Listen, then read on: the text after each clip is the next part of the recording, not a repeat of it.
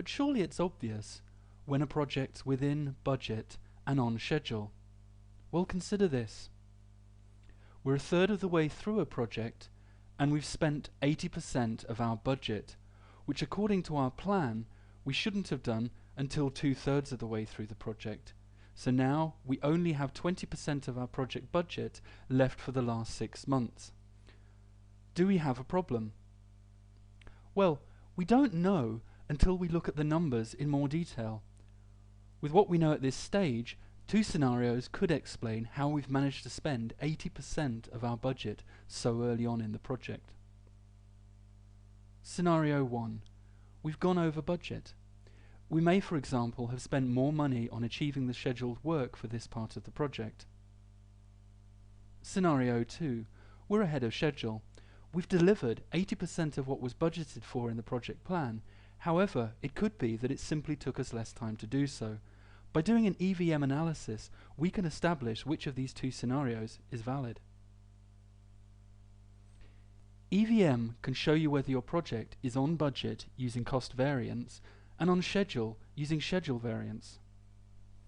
Cost variance is the difference between what you plan to spend for a given work breakdown structure item and what you actually spent based on having lost or saved money. Schedule variance is the difference between what you plan to spend and what you actually spent on a specific work breakdown structure item based on being ahead of or behind schedule.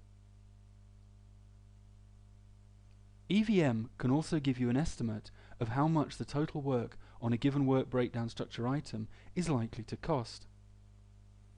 Note that estimate at completion is calculated based on the assumption that current spending patterns will be maintained for the remainder of the project. Note that Microsoft Project calculates these values for you, and later in this video I will show you where you can find them. However, as we saw earlier, you don't need special software to perform an earned value management analysis.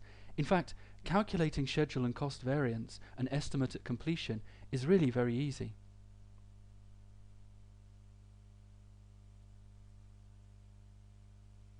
To calculate schedule and cost variance, you need 3 pieces of information. Planned value, PV, is the total approved budget for a specific work breakdown structure item. It is also commonly referred to as budgeted cost of work scheduled. Actual cost, AC, is the amount of money it actually takes to complete a specific work breakdown structure item. The term actual cost of work performed is also used and means exactly the same thing.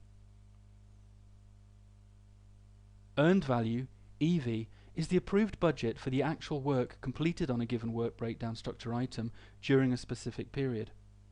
You will also hear it referred to as budgeted cost of work performed. Note that just as with planned value, the cost for earned value is drawn from the approved project budget but is set against actual work performed, whereas planned value assumes that all scheduled work will be carried out. Cost variance is calculated by subtracting the actual cost, i.e. what you actually spent, from the earned value, i.e. what you were budgeted to spend for the amount of work you completed. A positive cost variance means you are under budget, which is of course a good thing. A negative cost variance, on the other hand, indicates that you are over budget. In the broader context of your project, this may not prove to be such a big issue. However, it is useful to be aware of it so you can take any necessary corrective action.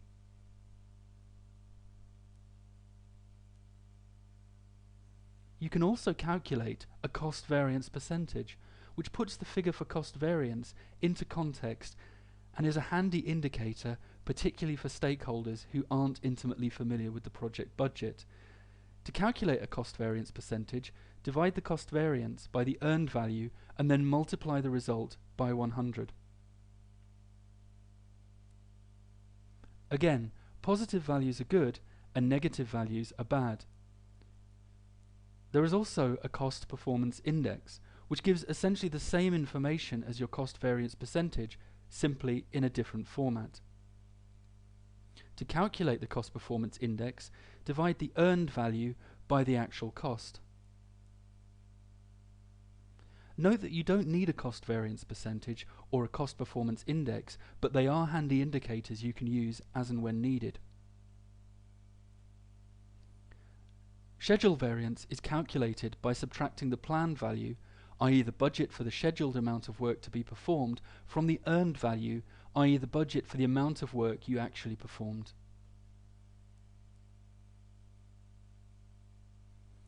A positive schedule variance means you're ahead of schedule, which is typically a favourable scenario.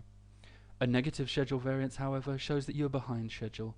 Once again, in the broader context of your project, this may not prove to be a problem, but it is better that you know you are behind schedule to avoid any nasty surprises. You can also calculate a schedule variance percentage and a schedule performance index. As with cost variance, you don't need either of these indicators, but they can be handy in terms of putting your schedule variance into context.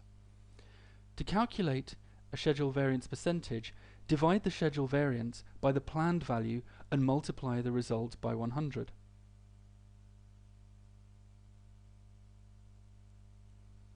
As always with EVM, positive values are good and negative values indicate something is wrong. To calculate the schedule performance index, divide the earned value by the planned value.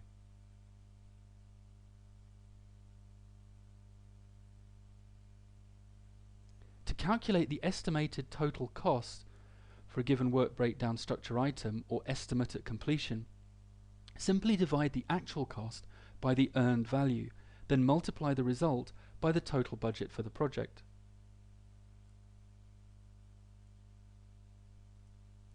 Remember that estimate at completion is by definition a simplistic gauge, and it assumes that current spending patterns will continue till the end of the project.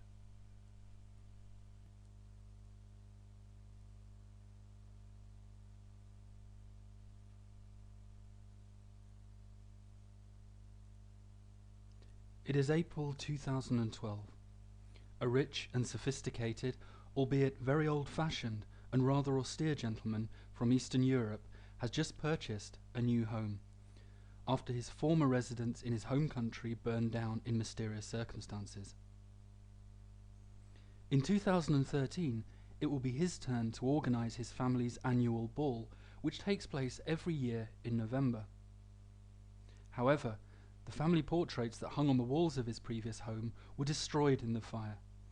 Since it would be very embarrassing for the rich gentleman to welcome his wider family to his new home and have no portraits of them, he has decided to commission a painter to paint new ones. He will pay the painter €150 per day and has estimated that each of the 20 portraits needed will take about 20 working days to complete and should be ready just in time for the family ball on 8th of November 2013.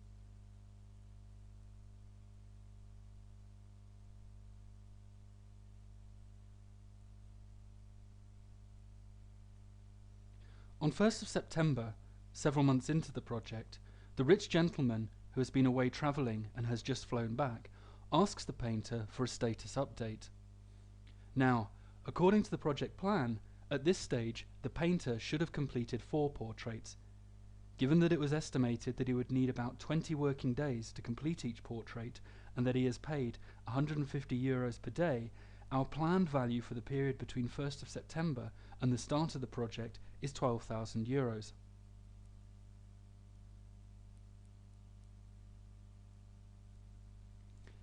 However, in actual fact, the painter has only completed 3 portraits, which gives us an earned value of €9,000.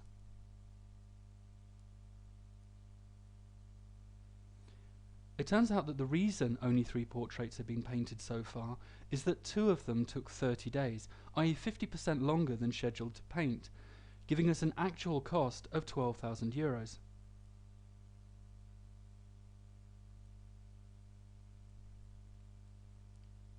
First, let's look at the cost variance. According to the budget, 3 portraits at €3,000 each should only cost €9,000 in total.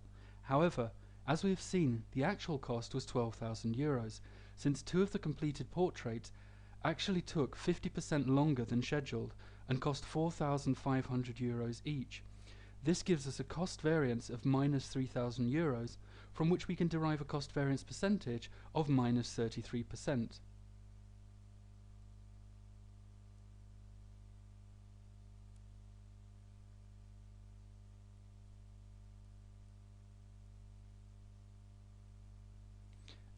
In other words, the actual cost for the work done is €3,000 more than the rich gentleman originally planned to pay for it, which means that the project is now 33% over budget.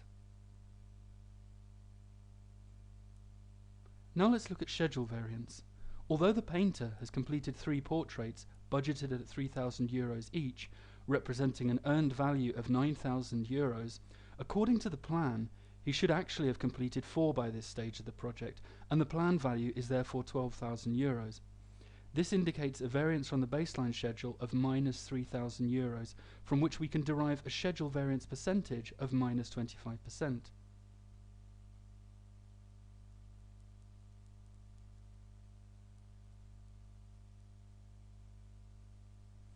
In other words, the painter has done €3,000 less worth of work than the rich gentleman had expected by this point, and is therefore 25% behind schedule.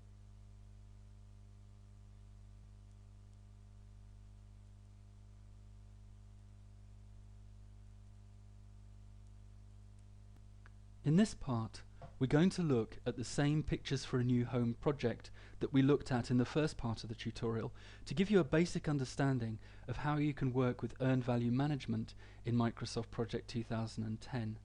So let's just remind ourselves of the essential details of that project. A rich and slightly sinister Eastern European gentleman has just hired a painter to paint 20 portraits of various members of his family.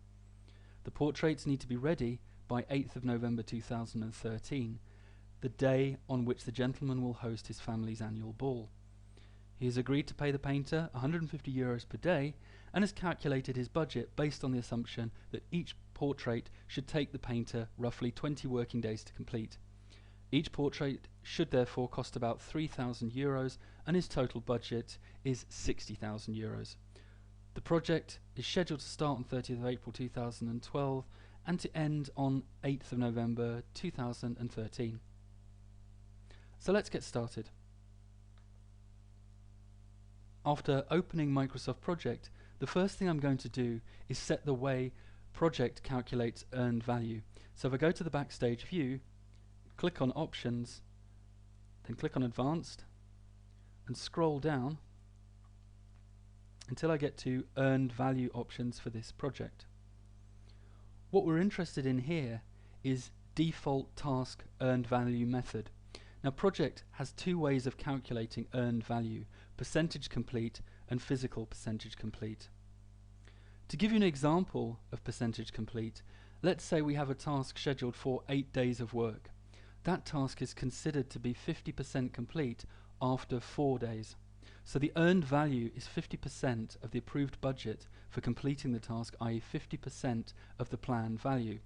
An example of physical percentage complete would be, say, a task that concerned making 6,800 copies of a brochure.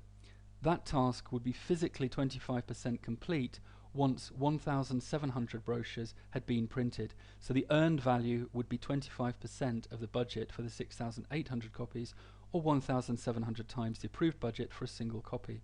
However, for the purposes of our pictures of a new home project, we want earned value to be calculated on the basis of percentage complete. So let's leave that as it is. The setting below, baseline for earned value calculation, concerns the baseline against which you want Project to calculate earned value. If your project has multiple baselines, you can select the appropriate one from the drop down here.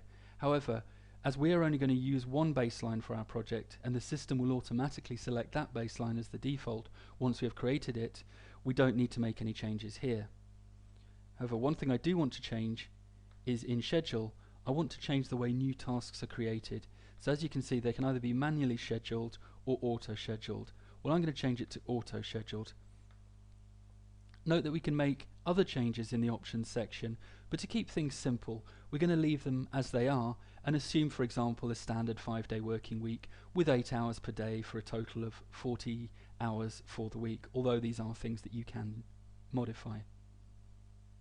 So click on OK. Now we can get down to setting up our project. So let's click on the Project tab and click the Project Information icon to bring up the Project Information window. I'm going to change the start date of the project to 30th of April 2012, and so I don't get any nasty surprises with my pre-prepared example, I'm going to change the current day to the 29th of April. Okay, which is the day before the project is due to start. Of course, for a real world project, you generally won't want your current date to be in the past. So now let's click on OK, and now we can enter our tasks. You can of course enter your task directly onto the Gantt chart view, but you can also transfer a list made in Microsoft Word, which is what I'm going to do here. So if we open our Word file,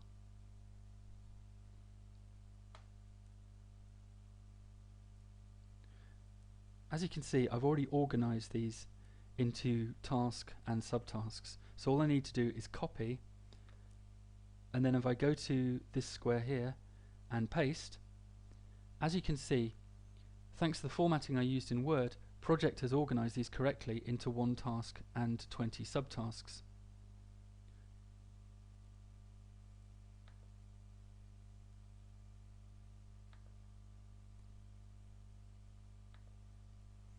So that has now kept the correct formatting for Microsoft Project. So let's select all the subtasks and go to the Task tab. There, if I click on the information icon on the Properties ribbon, we can change all the subtask duration to 20 days as per our project plan. So click on OK. Now let's link all of our subtasks by clicking on the Link Tasks icon on the Schedule section of the Task ribbon.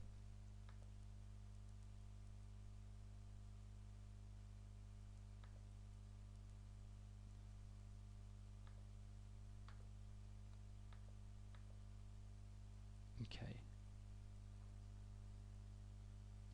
The idea here is that the painter will complete each portrait before moving on to the next, rather than working on multiple portraits in parallel. So it's for that reason that we linked all the tasks. Now we need to add the painter as a resource. So let's go to the View tab and select Resource Sheet from the Resource Views section of the ribbon. Here we can directly enter our painter. So we're going to call him Istvan, and we're going to set his standard rate to what was agreed, i.e. 150 euros per day. Note that we're not going to change anything else. For example, he won't be paid a special rate for any overtime he works. Okay. So now we can go back to the Gantt chart view, and here we can assign Istvan as a resource by selecting all the subtasks and going to the Resource tab and selecting Assign Resources from the Assignment section of the ribbon. And here we see Istvan's name, and all we have to do is click on the Assign button and he'll be assigned to all these subtasks. So now we can close this window, and all that remains to be done is to level the resources. So we'll click on Level Resource and click on Level Now. So I'm just going to adjust the magnification here so you can see the Gantt chart a little bit better. And I'm going to scroll along to the right just to bring everything a bit better into view. Okay, so now we've got our project set up as per our plan. We can set this as the baseline. So if I go to the Project tab and click on Set Baseline, and then click on Set Baseline here, I'm going to click on OK now because there's nothing there that I want to change, but as you can see you have a choice of baselines, but we're just going to have one for this particular project. Okay. Our baseline is now set. If we now go to the Gantt chart tools Format tab, we can make the baseline visible on the Gantt chart. There you can see the baseline in grey below the normal task view. Note that both currently reflect the same dates because we haven't yet deviated from our baseline. So let's imagine now that it's the 1st of August and the project has already been underway for a few months. The rich gentleman has just returned home after several months away on business. To his dismay, he finds out that just as the painter was about to begin work on the project, he had a nasty accident and broke both of his arms. Therefore, no work at all has been done on the project since the scheduled start date of the 30th of April. So let's go to the Project tab and click on the calendar icon underneath Status Date on the Status section of the ribbon. Here we can enter 1st of August 2012 in the window and then click on OK. And the status date is now set to August the 1st. Of course, it would be nice if we could actually display the status date on the Gantt chart itself. So let's do a right click over the area of the Gantt chart and select Grid Lines from the menu. Then we scroll down the list until we get to Status Date and select that. Then we can select the line type from the type drop down and we can choose a color for our line, and I'm going to choose purple because I think it's a nice visible color. Okay, so now I can click on OK and we can see that our status date is now indicated by a purple line on the Gantt chart. In basic terms then, we are now looking at the project as if it was the 1st of August. So let's take a look at our earned value data. If we do a right click on this space on the top left hand corner of the task area and select More Tables, we can access the earned value table. Just going to adjust the view to make it a little clearer and reveal some of the columns that I want to draw your attention to. So here you can see columns with names that you will recognize from the first part of the tutorial, i.e. planned value, earned value, actual cost, schedule variance, cost variance, and estimate at completion. Now, as we know, the artist has not been able to do any work because he broke both his arms.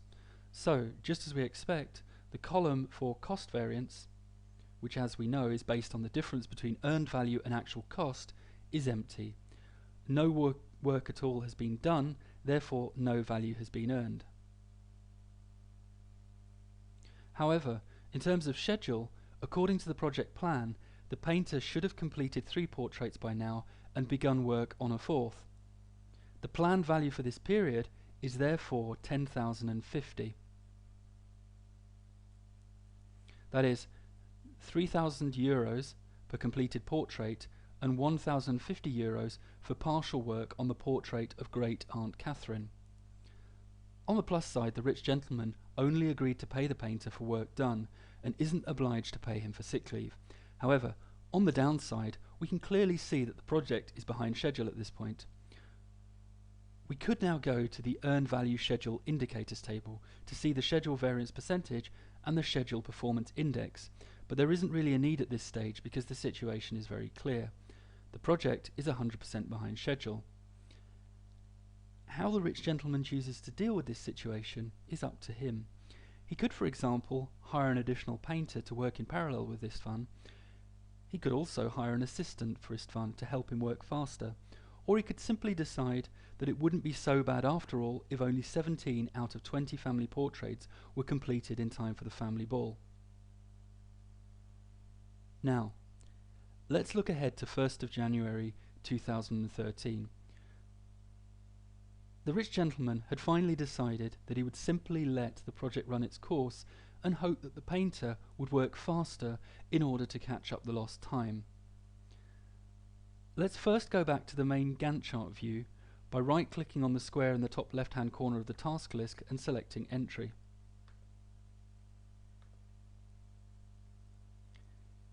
So it turns out that Great Uncle Caligula's portrait took 60 days rather than 20.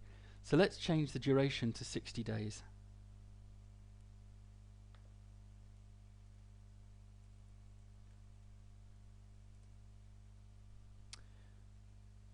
And I'm just going to select the reason so I can get rid of this green triangle.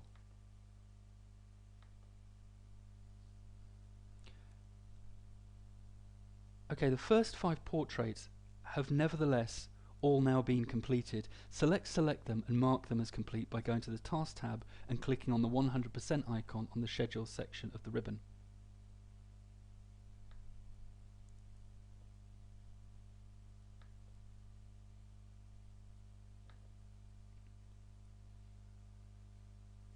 Now we can change the status date to the 1st of January 2013 by going to the Project tab and selecting the calendar icon underneath status date on the status section and changing the date in the window to 1st of January 2013.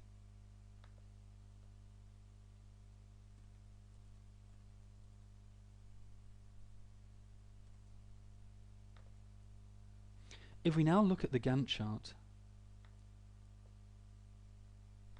we can see that according to the baseline, which is indicated by the bars in grey, 8 portraits should have been completed by the current status date of 1st of January 2013, and a 9th should be very near to completion, which is clearly quite different from the actual situation.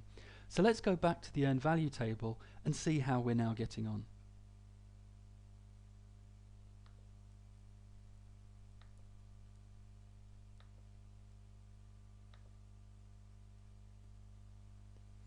If we look at the plan value column, we can see that according to our original plan, €26,400 worth of work, i.e. 8 portraits and partial work on a 9th portrait, should have been completed by now. In the earned value column, we can see that we have done far less work than that, because the budgeted value of the work we have actually done only comes to €15,000. Now, as we know, schedule variance is calculated by subtracting the planned value from the earned value. So an earned value of €15,000 minus a planned value of €26,400 should give us a schedule variance of minus 11,400. And if we look at the schedule variance column, we can see that that's indeed the case.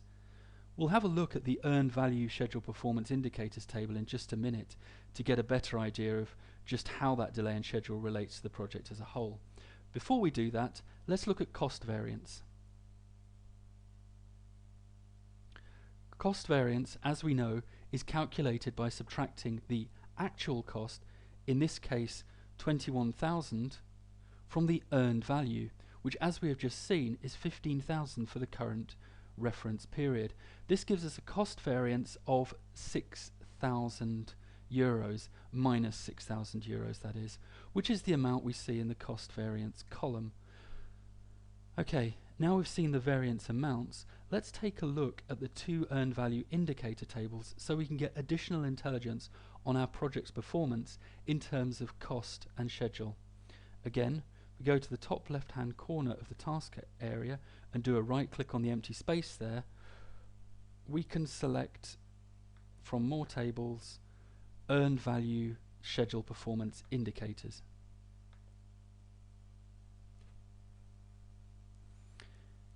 Here we see some tables that we saw on the main earned value table, such as planned value, earned value, and schedule variance. However, in addition we see columns for schedule variance percentage,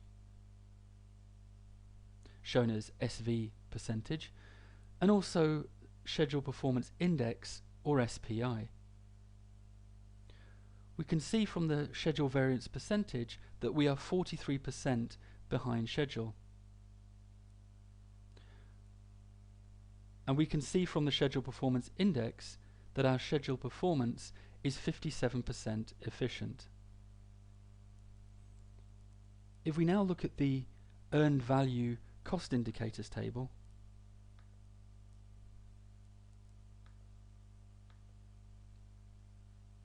once again, in addition to columns from the main earned value table, such as planned value, earned value, cost variance, estimate at completion, we also see columns for the indicators, i.e. cost variance percentage and cost performance index, or CPI. Looking at the table, we can see that we are 40% over budget. Looking further down the cost variance percentage column, we can identify the culprit as the portrait of Great Uncle Caligula, which is over budget by 200%. This, as we know, is due to the fact that it took 3 times longer than scheduled to paint. Looking at the cost performance index, we can see that our cost performance is currently running at only 71% efficiency. This is caused entirely by the extra time the painter needed to complete Great Uncle Caligula's portrait, which was completed with only 33% cost performance efficiency. So let's go back to the main entry view. Now that the rich gentleman has this information on cost and schedule, he can decide what, if any, corrective actions need to be taken. Let's assume he has a word with the artist and suggests that, in order to make up lost time, he can make the remaining portraits 3/4 the size, which means he can now complete them 25% faster. So let's select those last remaining portraits and change their duration to 15 days and mark them as 100% complete.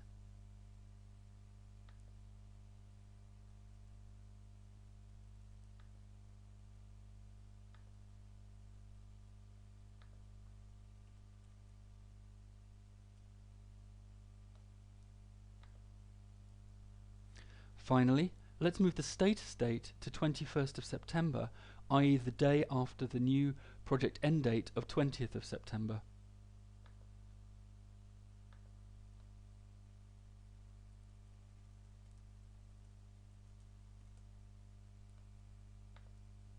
Now we can take a look at what the cost and schedule variance will look like at the end of the project. First, let's look at the earned value cost indicators table.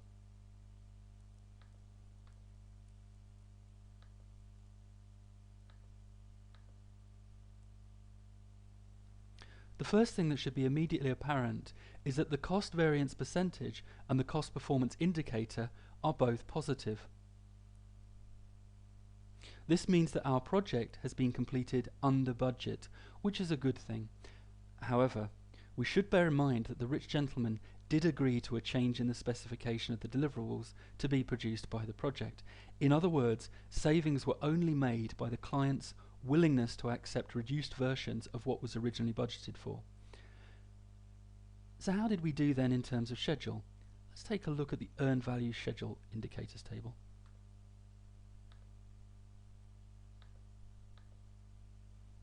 Here we can see that we ended the project ahead of schedule by 10%. So in the end, the rich gentleman was able to get his house nice and ready for his family ball in November 2013, although, to be fair, poor Istvan did end up being paid less money for the whole project. So that concludes this tutorial. You should now have a good understanding of earned value management and how to work with it in Microsoft Project. Thank you for watching.